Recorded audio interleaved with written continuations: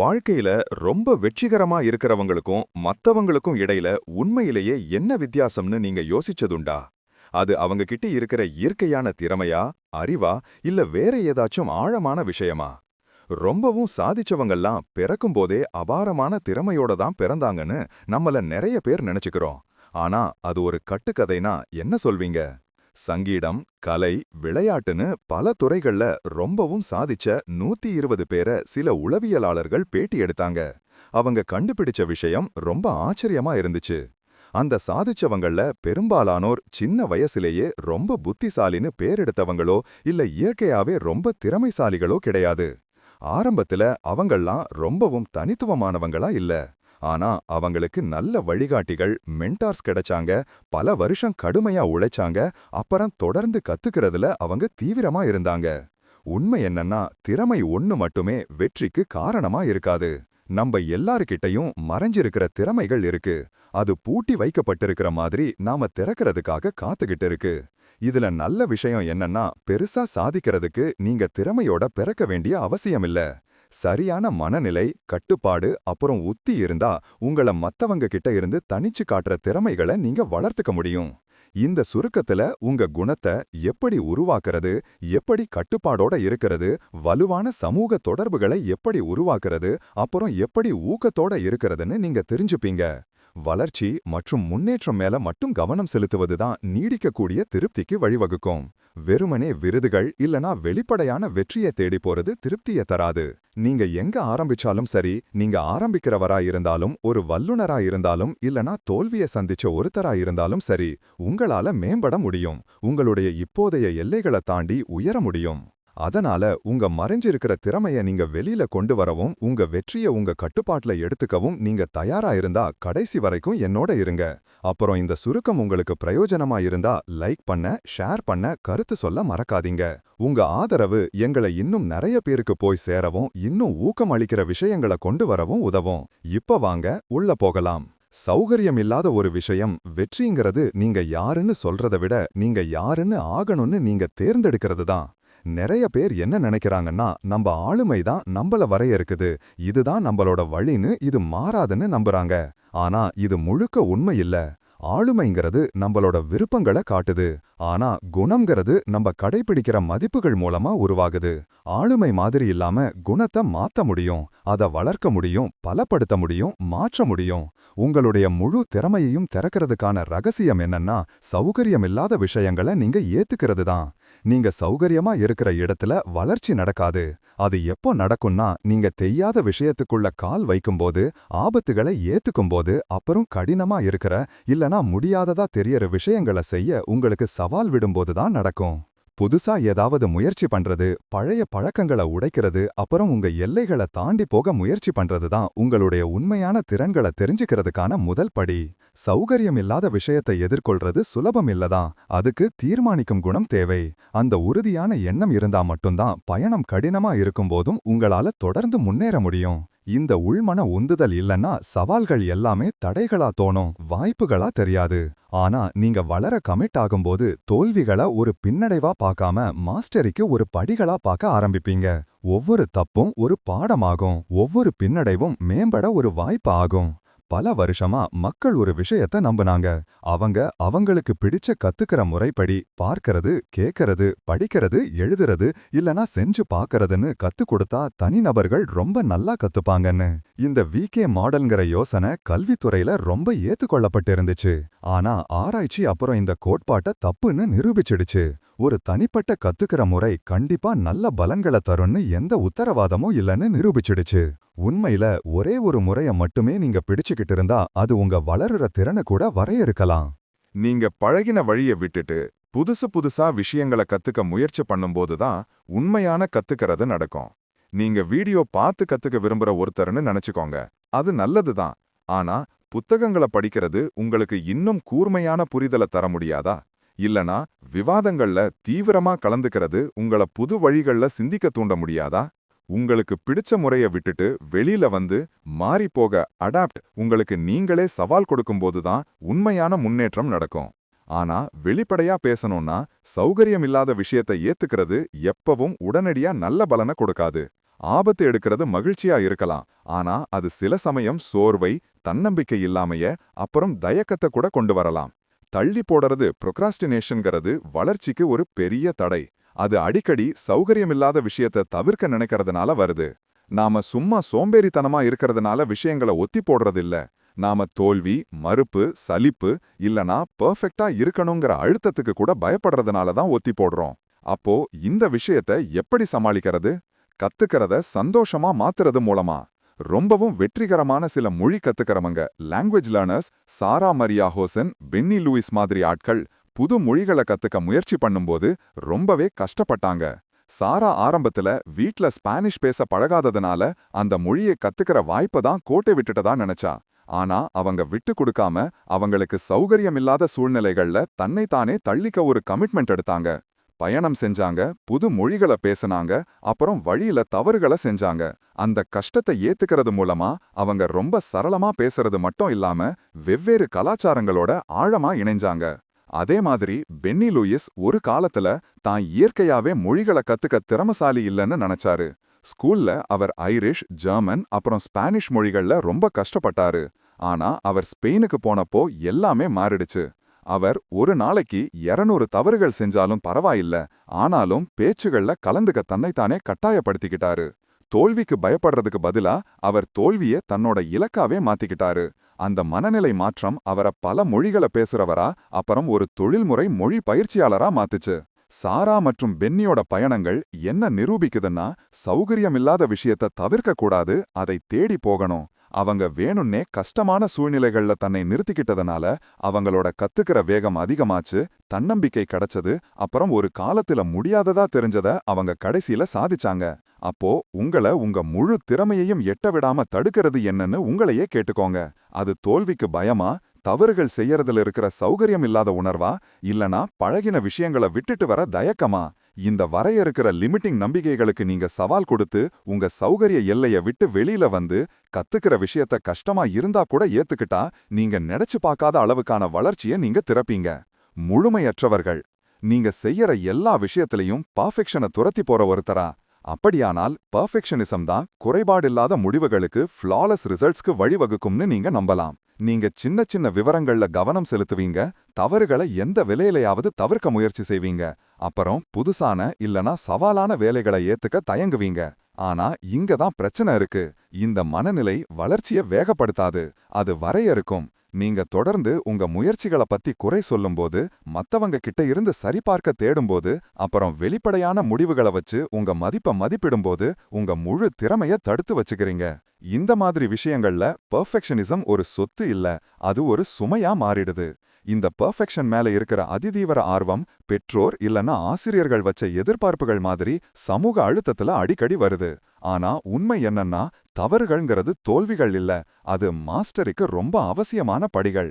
உங்க திறமைய திறக்கிறதுக்கான ரகசியம் குறைபாடுகளை நீக்கிறதுக்கு பதிலா அதை ஏத்துக்கிறதுல இருக்கு. தவறுகளுக்கு பயப்படுறதுக்கு பதிலா அதை கத்துக்கிற விஷயத்தோட ஒரு பகுதியா பார்க்கணும். உங்க முயற்சியால தன்னம்பிக்கையோட பாருங்க.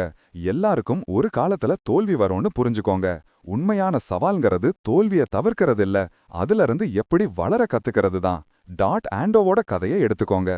அவர் ஒரு உலக புகழ்பெற்ற ஆர்கிடெக்ட். அவர் எல்லா எதிர்பார்ப்புகளையும் மீறி டிஃபைட் ஆல் ஆட்ஸ் வெற்றி பெற்றவர். பெரும்பாலான ஆர்கிடெக்டுகளை போல இல்லாம ஆண்டோ முறையான பயிற்சியை, ஃபார்மல் ட்ரெய்னிங் எப்பவும் எடுத்துக்கல. அவர் ஒரு ஏழ்மையான பின்னணியிலிருந்து வந்தாரு. ஒரு தச்சரா வேலையை ஆரம்பிச்சாரு. மரம், கண்ணாடி, அப்புறம் உலோகம், மெட்டல் வச்சு வேலை பார்த்தாரு. சூழ்நிலைகள் இப்படி இருந்தபோதும் அவர் அழகான கட்டிடங்களை வடிவமைச்சு கட்டணும்னு ஒரு கனவு கண்டாரு.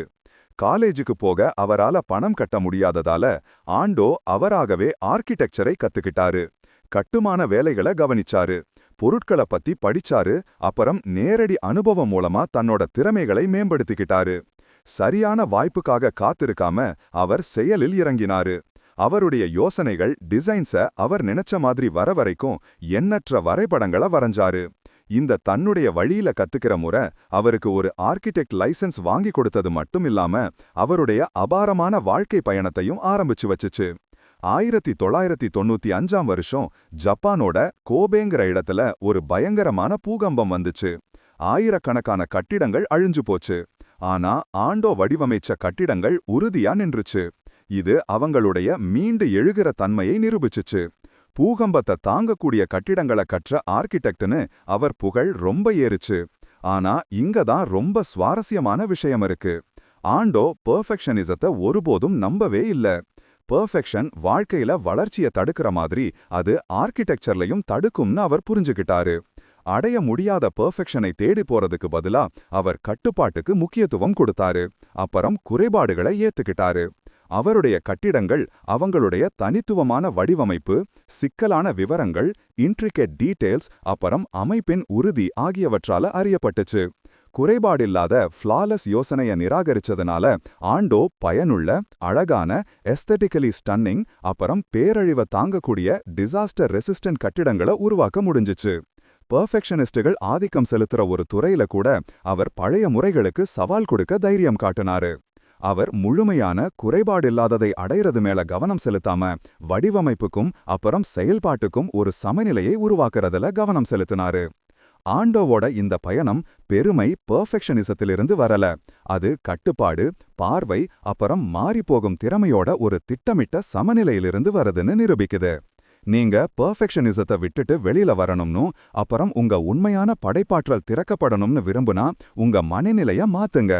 தவறுகளை ஏத்துக்கோங்க. குறைபாடுகள் இயற்கையானவைன்னு ஏத்துக்கோங்க. தவறுகள் உங்க வேலையோட மதிப்பை குறைக்காது. அது உங்களுடைய உண்மையையும் அப்புறம் தனித்துவத்தையும் அதிகப்படுத்தும். முக்கியமான விஷயங்களுக்கு முன்னுரிமை கொடுங்க. சின்ன சின்ன விவரங்கள் பத்தியே கவலைப்படுறதுக்கு பதிலா பெரிய விஷயங்கள் மேல கவனம் செலுத்துங்க. வெற்றிக்கு பங்களிக்கிற விஷயங்களை அடையாளம் கண்டு உங்க சக்திய அங்கே செலுத்துங்க. ஆபத்துகளை ஏத்துக்கோங்க. நிச்சயமற்ற விஷயத்துக்குள்ள கால் வையுங்க. சவாலான வேலைகளும் புது அனுபவங்களும் தவறுகளோட வரலாம். ஆனா அது வளர்ச்சியோடவும் வரும். தோல்வி வெற்றிக்கு எதிரானது இல்ல, அது அவசியமான ஒரு பகுதி. உங்க தவறுகள்ல இருந்து கத்துக்கோங்க. உங்களை நீங்களே கடுமையா குறை சொல்றதுக்கு பதிலா என்ன தப்பாச்சுன்னு பகுப்பாய்வு செய்யுங்க. அப்புறம் அந்த அறிவை வச்சு எதிர்காலத்துல மேம்படுத்துங்க. ஆண்டோ மாதிரி நடைமுறை சிறப்ப நோக்கமா வைங்க. உயர்ந்த தரங்களுக்கும் அப்புறம் நிஜ உலக பயன்பாட்டுக்கும் இடையில ஒரு சமநிலையை கொண்டு வாங்க. சில சமயம் போதுமானதா இருக்கிறது தான் முன்னேறி போக ஒரு திறவுகோலா இருக்கும். உள்மன திருப்தியை தேடுங்க. வெளிப்படையான சரிபார்த்தல நம்பி இருக்கிறதுக்கு பதிலா உங்க வழியில வெற்றியை வரையறுங்க. உங்களுக்கு அர்த்தமுள்ளதாகவும் அப்புறம் திருப்தி அளிக்கக்கூடியதாக இருக்கிற வேலையை துரத்துங்க. நீங்க ஒரு பெர்ஃபெக்ஷன் மனநிலையிலிருந்து நெகிழ்வான மனநிலைக்கு மாறும்போது நீங்க அதிக படைப்பாற்றல், வளர்ச்சி, அப்புறம் புதுமையை திறப்பீங்க. ஞாபகம் வச்சுக்கோங்க, சிறப்புங்கிறது மத்தவங்களுடைய எதிர்பார்ப்புகளை பூர்த்தி செய்யறது இல்ல, அது உங்களுடைய சொந்த மதிப்புகளுக்கு ஏற்ப வாழ்வது. உங்க வேலையோட மதிப்பை நீங்க தான் வரையறணும், வேற யாரும் இல்ல. தினசரி வேலையை மாற்றுதல். பல நூற்றாண்டுகளாக விடாமுயற்சி மற்றும் கடுமையான கட்டுப்பாட்டிலிருந்துதான் வெற்றி வரும்னு மக்கள் நம்பினாங்க. ஒரு திறமையில வல்லுனர் ஆகணும்னு நினைச்சவங்க கடுமையான பயிற்சி முறைகளை பின்பற்றினாங்க. நாள் பூரா சோர்வில்லாம வேலை செஞ்சாங்க. இந்த நம்பிக்கை இப்பவும் ஆதிக்கம் செலுத்துது. கடின உழைப்பு தான் பெருமைக்கு அல்டிமேட் வழி அப்படின்னு பார்க்கப்படுது. ஆனா இந்த அணுகுமுறைக்கு சில கெட்ட பக்கங்களும் இருக்கு. சமநிலை இல்லாம அதிகமா வேலை செய்யறது சோர்வுக்கு வழிவகுக்கலாம். அதுல உடல் ரீதியாகவும் உணர்ச்சி ரீதியாகவும் சோர்வு வந்து ஆர்வத்தை வடிச்சு செயல்பாட்டை குறைச்சிடும். வேலர் ஒரே மாதிரியாகி உற்சாகம் இல்லாம போனா அது சலிப்பையும் கொண்டு வரலாம். ரொம்பவும் ஆர்வத்தோட இருக்கிறவங்கள கூட அவங்க செய்யற வேலையில இருந்து அது தொடர்பு இல்லாம உணர வச்சிடும். மோசாட் கூட அவருடைய அபூர்வமான திறமை இருந்தபோதும் தன்னோட அப்பாவோட கடுமையான பயிற்சி திட்டங்களால ரொம்ப கஷ்டப்பட்டாரு. அடிக்கடி ஊக்கம் கிடைச்சதை விட ரொம்ப சோர்வா உணர்ந்தாரு. நீண்ட கால சிறப்புக்கு முடிவில்லாத திரும்ப திரும்ப செய்யறது மட்டும் திறவுகோல் இல்ல, அதுல இருக்கிற சந்தோஷத்தை கண்டுபிடிக்கிறது தான். உங்க வேலைய ஆர்வத்தோட செய்யும்போது நீங்க ஒரு ஓட்ட நிலைய அடைவீங்க. அதுல நீங்க செய்யற விஷயத்துல முழுசா மூழ்கிடுவீங்க. பயிற்சிய ஒரு கடுமையான வேலையா பார்க்கறதுக்கு பதிலா அதை ஈடுபாடோடவும் அப்புறம் திருப்தி அளிக்கக்கூடியதா மாத்த முடியும். இதை அடையறதுக்கு ஒரு வழி என்னன்னா கட்டுப்பாட்டோட படைப்பாற்றலை கலக்கிறது. தினமும் ஒரே வழக்கத்தை பின்பற்றுறதுக்கு பதிலா பல்வேறு விஷயங்களையும் ஆராய்ச்சியையும் அறிமுகப்படுத்துவது ஊக்கத்தை உயிரோட வைக்கும். சோர்வான நீட்டிப்புகளுக்கு பதிலா கவனமா வேலை செய்யறது களைப்பை தடுக்கும். அதே சமயம் இடைவேளைகள் எடுக்கிறது புது யோசனைகள் வர அனுமதிக்கும். பயிற்சிய ஒரு அழுத்தமா பார்க்காம ஆர்வம் காட்டி அணுகும்போது கத்துக்கிறது ஒரு சிரமமான வேலையா இல்லாம ஒரு சந்தோஷமான பயணமா மாறும். இதுக்கு ஒரு குறிப்பிடத்தக்க உதாரணம் எவலின் கிளென்னி. ஸ்காட்லாந்து கிராமப்புறத்துல வளர்ந்த அவங்க இயற்கையோட சத்தங்கள் மேல ரொம்ப ஆர்வமா இருந்தாங்க.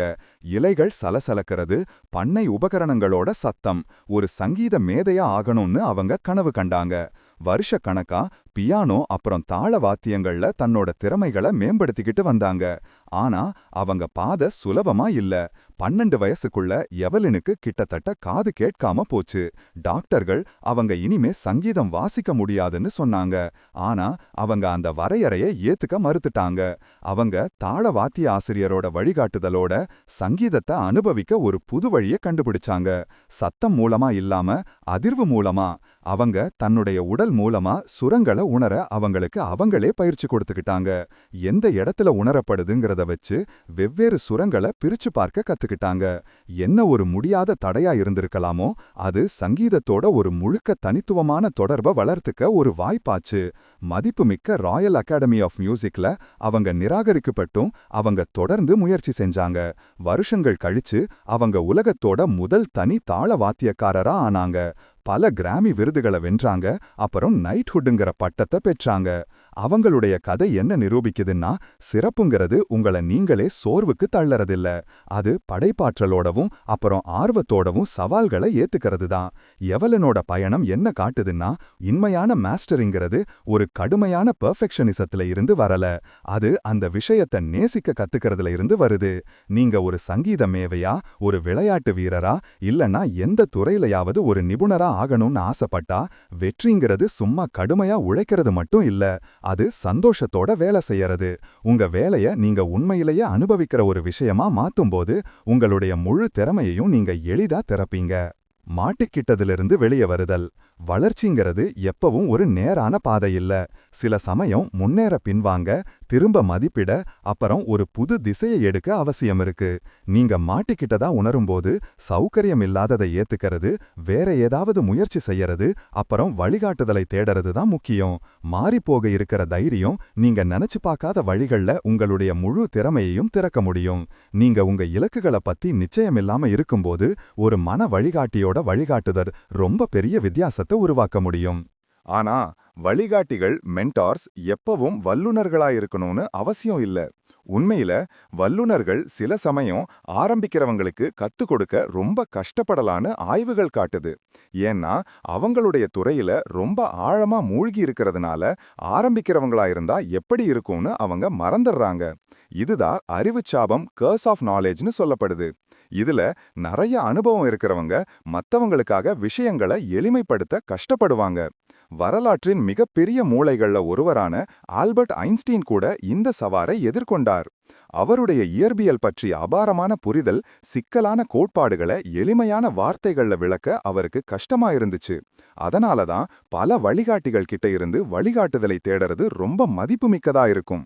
வெவ்வேறு வழிகாட்டிகள் வெவ்வேறு பார்வைகளை கொடுப்பாங்க. பல ஆதாரங்கள்ல இருந்து கத்துக்கிறது உங்க அணுகுமுறையை விரிவுபடுத்த உதவும். இதுக்கு ஒரு சக்தி வாய்ந்த உதாரணம் ஆர்ஏ டிக்கிங்கிற ஒரு பேஸ்பால் வீரரோட கதை. அவர் தன்னுடைய தொழில் வாழ்க்கைக்கே ஆபத்தான சவால்களை எதிர்கொண்டாரு. ஆனா கடைசியில விடாமுயற்சி, பெர்சிஸ்டன்ஸ் அப்புறம் வழிகாட்டுதல் மூலமா தன்னைத்தானே மாத்திக்கிட்டாரு. சின்ன வயசுல இருந்தே டிக்கி ஒரு திறமையான பிச்சரா அறியப்பட்டாரு. அவர் அமெரிக்க ஒலிம்பிக் பேஸ்பால் டீம்ல வெண்கல பதக்கத்தை வென்றாரு. அப்புறம் டெக்சாஸ் ரேஞ்சர்ஸ்ங்கிற டீம் அவருக்கு ஒரு பெரிய ஒப்பந்தத்தை கொடுத்தாங்க. ஆனா அவர் கையெழுத்து போட போற சமயத்துல ஒரு சாதாரண மருத்துவ பரிசோதனை ஒரு அதிர்ச்சியான விஷயத்தை வெளிப்படுத்துச்சு. அவருடைய வலது முழங்கையில ஒரு முக்கியமான தசைநார் இல்ல. இந்த எதிர்பாராத கண்டுபிடிப்பு அந்த டீம் அவங்களுடைய ஒப்பந்தத்தை குறைக்கிறதுக்கு வழிவகுத்துச்சு. அவருடைய எதிர்காலம் நிச்சயமில்லாம போச்சு. அடுத்த 7 வருஷத்துக்கு டிக்கி மைனர் லீக்ஸ்ல ரொம்ப கஷ்டப்பட்டாரு. தன்னைத்தானே நிரூபிக்க ரொம்ப தீவிரமா முயற்சி செஞ்சாரு. அவருடைய முயற்சிகள் இருந்தபோதும் அவர் மேஜர் லீக்ஸ்ல தன்னுடைய இடத்தை நிலைநிரூபிக்க முடியல.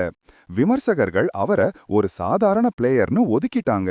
அப்புறம் அவர் திரும்ப திரும்ப கீழ் டிவிஷன்ஸுக்கு அனுப்பப்பட்டாரு. அவருடைய தொழில் வாழ்க்கை நழுவி போற மாதிரி தெரிஞ்சுச்சு. விட்டு கொடுக்கறதுக்கு பதிலா அவர் தன்னுடைய அணுகுமுறைய மாத்த முடிவு செஞ்சாரு. அவர் நக்கிள் பால்ங்கிற ஒரு அபூர்வமான அப்புறம் ஊகிக்க முடியாத பிச்சை வச்சு பரிசோதனை செய்ய ஆரம்பிச்சாரு. அது திறமையை விட நுட்பத்தை ரொம்ப நம்பி இருந்துச்சு. நக்கிள் பால மாஸ்டர் பண்றது ரொம்ப சவாலா இருந்துச்சு. ஆனா அது அவருடைய தொழில் வாழ்க்கைய நீட்டிக்க ஒரு வழிய தந்துச்சு. அவரால தனியா செய்ய முடியும்னு புரிஞ்சுகிட்டு அவர் சில மிகப்பெரிய நக்கிள் பால் பிச்சர்களான டிம் வாக்ஃபீல்ட், ஃபில் நக்ரோ அப்புறம் சார்லி ஹோ கிட்ட இருந்து வழிகாட்டுதலை தேடினாரு. அவங்களுடைய ஆலோசனைகள் அவருடைய நுட்பத்தை மேம்படுத்தவும் ஒரு தனித்துவமான பிச்சிங் ஸ்டைல வளர்க்கவும் அவருக்கு உதவிச்சுச்சு. வருஷக்கணக்கா தன்னுடைய வேலைய மேம்படுத்தின பிறகு 35 வயசுல டிக்கி கடைசியில ஒரு கம்பேக் வந்தாரு. அவர் மேஜர் லீக்ஸ்ல திரும்ப சேர்ந்தாரு. அப்புறம் பேஸ்பால்ல டாப் பிச்சர்கள்ல ஒருத்தரானாரு. 2012ஆம் வருஷம் நியூயார்க் மெட்ஸோட ஒரு பல மில்லியன் டாலர் ஒப்பந்தத்தை அவர் உறுதிப்படுத்தின போது அவருடைய விடாமுயற்சிக்கு பலன் கிடைச்சிச்சு. 37 வயசுல அவருக்கு அவருடைய தொழில் வாழ்க்கையில சிறந்த சீசன் கிடைச்சிச்சு. அப்புறம் அவர் சை யங் விருதை வென்ற முதல் நக்கிள் பால் பிச்சர் ஆனாரு. அது லீக்ல சிறந்த பிச்சருக்கு கொடுக்கப்படுற ஒரு கௌரவம். டிக்கியோட பயணம் மாறிப்போற சக்திக்கு ஒரு சான்று. மாட்டிக்கிட்டதுங்கிறது முன்னேற்றம் முடிஞ்சிடுச்சுன்னு அர்த்தம் இல்ல. அது ஒரு திசைய மாத்துறதுக்கான, புது சாத்தியக்கூறுகளை ஆராயறதுக்கான, அப்புறம் சவால்களை வேற கோணத்துல அணுகிறதுக்கான ஒரு சமிகனை சிக்னல். டிக்கி மாதிரி பின்வாங்கிறது சில சமயம் ஒரு திருப்புமுனைக்கு வழிவகுக்கலாம். அதனால நீங்க மாட்டிக்கிட்டதா இல்லனா உங்க அடுத்த நகவை பத்தி நிச்சயமில்லாம உணரும்போது சௌகரியமில்லாததை எதிர்க்காதீங்க. வழிகாட்டுதலை தேடுங்க, மாற்றத்தை ஏத்துக்கோங்க. அப்புறம் ஒரு புது பாதையை எடுக்கிறது நீங்க ஒருபோதும் எதிர்பார்க்காத வழிகள்ல உங்களை வெற்றிக்கு இட்டு செல்லும்னு நம்புங்க.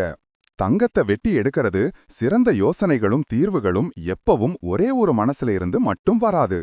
மக்கள் ஒன்னா வேலை செய்யும்போது, அறிவை பகிர்ந்துக்கும்போது, அப்புறம் அவங்களுடைய பலங்களை ஒன்னு சேர்க்கும்போது அது வெளியில வருது. இதுதான் கூட்டு அறிவின் சாரம். இதுல ஒரு குழு ஒன்னா வேலை செய்யறது ஒரு தனிநபரால் அடைய முடிஞ்சதை விட ரொம்ப அதிகமா சாதிக்க முடியும். கூட்டு அறிவு பல்வேறுபட்ட சிந்தனை, ஒத்துழைப்பு அப்புறம் புதிய சிந்தனைகள்ல வளர்ச்சி காணுது. வெவ்வேறு பார்வைகள் ஒன்னா சேரும்போது அது ஒரு டீமை பல கோணங்கள்ல இருந்து சவால்களை பார்க்க அனுமதிக்குது. இது அதிக படைப்புத்திறன் மிக்க தீர்வுகளுக்கு வழிவகுக்குது. வெளிப்படையான விவாதம், தீவிரமா கேட்கிறது, அப்புறம் கட்டமைக்கக்கூடிய பின்னூட்டத்தை மதிக்கும் ஒரு குழு அவங்களுடைய தனிப்பட்ட பங்குகளை விட வலுவானதா மாறுது.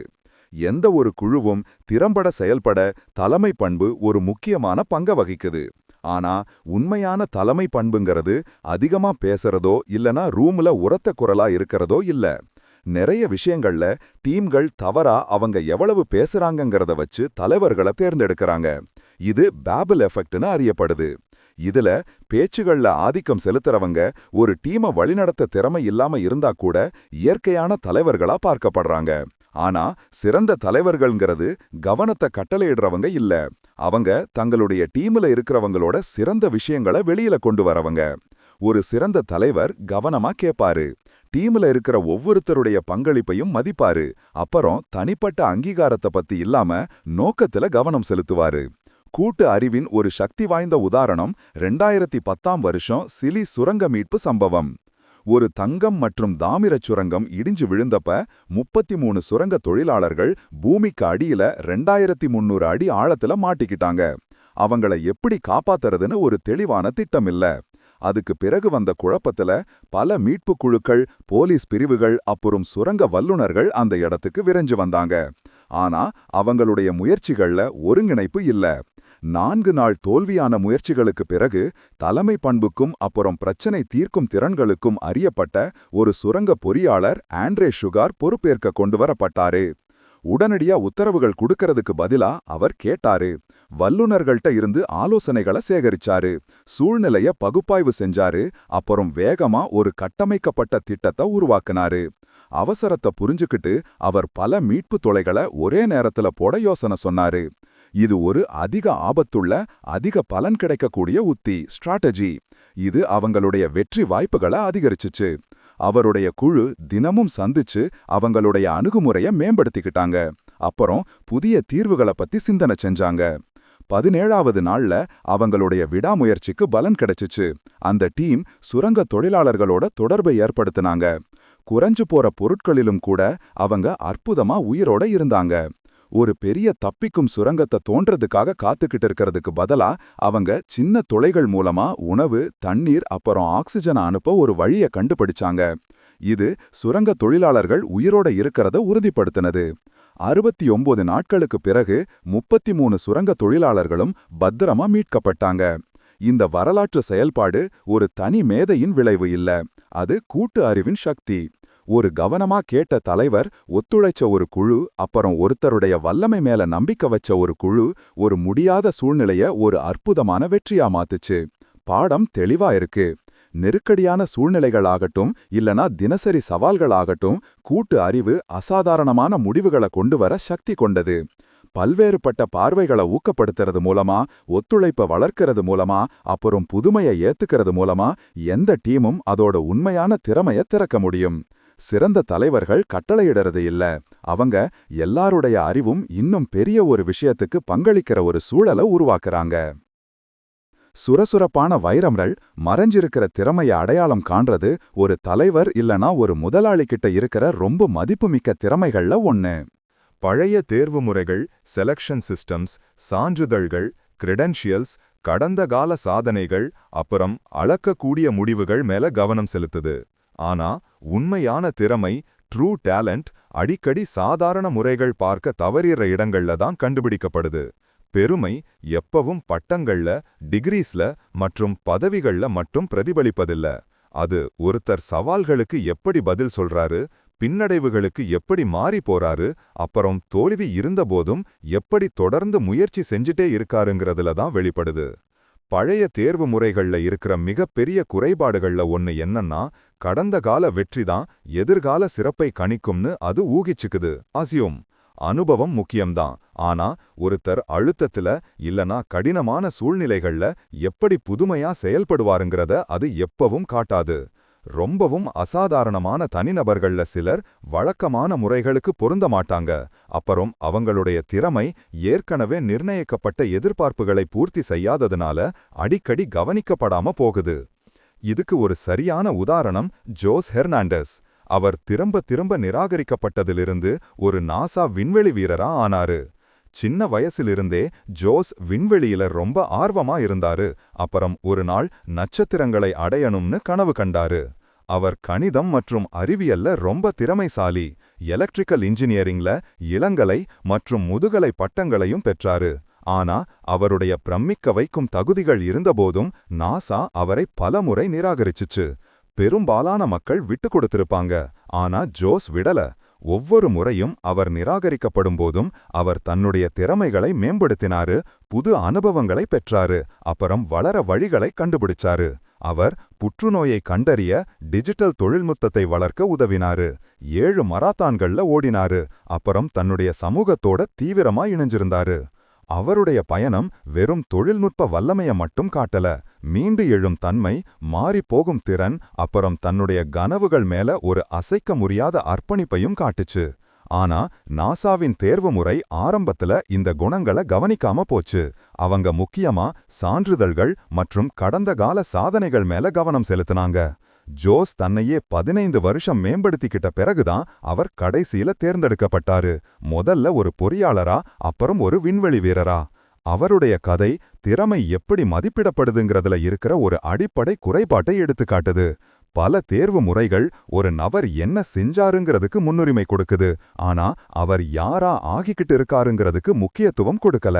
மறைந்திருக்கிற திறமையை உண்மையில அடையாளம் காண நமக்கு ஒரு அதிக சிந்தனையுள்ள அணுகுமுறை தேவை. அது ரெஸ்யூம்களையும் அப்புறம் தேர்வு மதிப்பெண்களையும் தாண்டி போய் ஒருவருடைய குணம், பின்னணி, அனுபவங்கள், அப்புறம் தனிப்பட்ட வளர்ச்சி ஆகியவற்றை கருத்துல எடுத்துக்குது. கடந்த கால செயல்பாடு மதிப்புமிக்கதுதான், ஆனா அது எதிர்கால வெற்றியை எப்பவும் கணிப்பதில்ல. உண்மையான கேள்வி என்னன்னா, ஒருத்தர் என்ன சாதிச்சாருங்கிறது மட்டும் இல்ல, அவர் தடைகளுக்கு எப்படி பதில் சொல்றாரு, அப்புறம் சவால்கள் மூலமா எப்படி வளர்றாருங்கிறது தான். ஒருத்தர் எப்படி வளர்றாரு, மாறி போறாரு, அப்புறம் விடாப்பிடியா இருக்காருங்கிறது மேல நம்ம கவனத்தை மாத்தும்போது நம்ம சொரசொரப்பான வைரங்களை கண்டுபிடிக்கிறோம். அவங்களுடைய உண்மையான திறமை அடையாளம் காண காத்துக்கிட்டு இருக்கு. ஈர்ப்பு விசையை எதிர்த்தல் வெற்றிங்கிறது வெறும் தனிப்பட்ட முயற்சி மட்டும் இல்ல, அது ஒத்துழைப்பு, பகிர்ந்து கொள்ளப்பட்ட அறிவு, அப்புறம் கற்பிக்கிற சக்தி ஆகியவற்றுல தான் வளர்ச்சி காணுது. சில சமயம் ஒரு பிரச்சனைய தனியா தீர்க்கிறது ஒரு குழுவோட வேலை செய்யற மாதிரி பலனுள்ளதா இருக்காது. மத்தவங்க கிட்ட இருந்து கத்துக்கிற, உங்களுக்கு தெரிஞ்சத கத்துக் கொடுக்கிற, அப்புறம் உங்களை சுத்தி இருக்கிறவங்களுக்கு ஆதரவு கொடுக்கிற திறன் தனிப்பட்ட முயற்சி மட்டும் செய்ய முடியாத வழிகள்ல முன்னேற்றத்தை வேகப்படுத்த முடியும். 2 முக்கிய உத்திகள் ஒத்துழைப்பை சக்தி வாய்ந்த ஆக்குது.